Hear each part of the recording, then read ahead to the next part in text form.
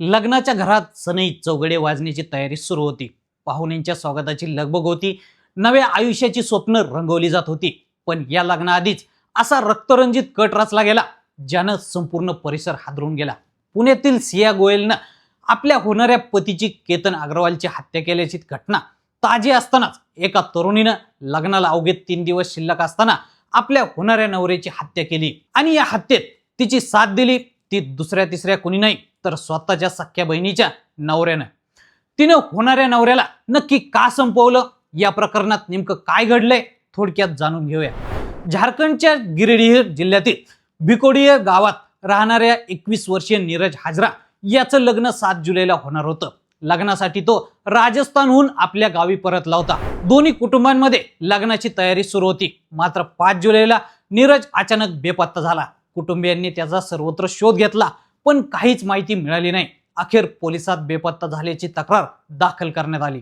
सुरुवातीला हे प्रकरण बेपत्ता व्यक्तीचं वाटत होतं. मात्र नातेवाईकांनी अपहरणाचा संशय व्यक्त केल्यानंतर पोलिसांनी तपासाची सूत्र वेगाने हलवली. विशेष तपास पथकाची स्थापना करण्यात आली. नीरजच्या मोबाईल कॉल रेकॉर्ड्स, लोकेशन आणि डिजिटल पुरावे तपासण्यात आले. तपास करताना पोलिसांचा संशय बिहारमधील जमुई जिल्ह्यातील बेला जंगलाकडे गेला. तिथं काही दिवसांपूर्वी सापडलेल्या अज्ञात मृतदेहाची ओळख नंतर नीरज हाजरा अशी पटली. आणि यापुढे तपासात जे समोर आलं ते आणखीनच धक्कादायक होतं. पोलिसांनी नीरजची होणारी पत्नी उर्मिला कुमारीची चौकशी केली. तिच्या जबाबात विसंगती आढळल्यानंतर कसून चौकशी करण्यात आली आणि अखेर तिनं गुन्ह्याची कबुली दिली. पोलिसांच्या माहितीनुसार उर्मिलाचं तिच्या सख्या बहिणीच्या पती सुभाष पासवान याच्याशी गेल्या 2 वर्षांपासून प्रेमसंबंध होते. उर्मिलाचं नीरज सोबत लग्न ठरल्यानंतर हे नातं त्यांच्या आड येत होतं.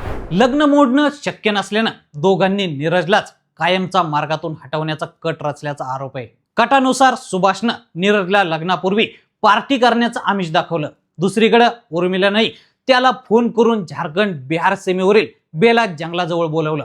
पोलिसांच्या तपासानुसार तिथं नीरजला नशा देण्यात आली आणि त्यानंतर सुभाषनं त्याच्यावर चाकूनं वार केले आणि या हल्ल्यात नीरजचा मृत्यू झाला.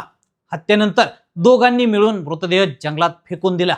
वन्य प्राणी मृतदेहाची विल्हेवाट लावतील आणि गुन्ह्याचे पुरावे नष्ट होतील असं त्यांना वाटलं असावं असा आरोप पोलिसांनी केलाय. तांत्रिक तपासाच्या आधारे पोलिसांनी सुभाषला ताब्यात घेतलं.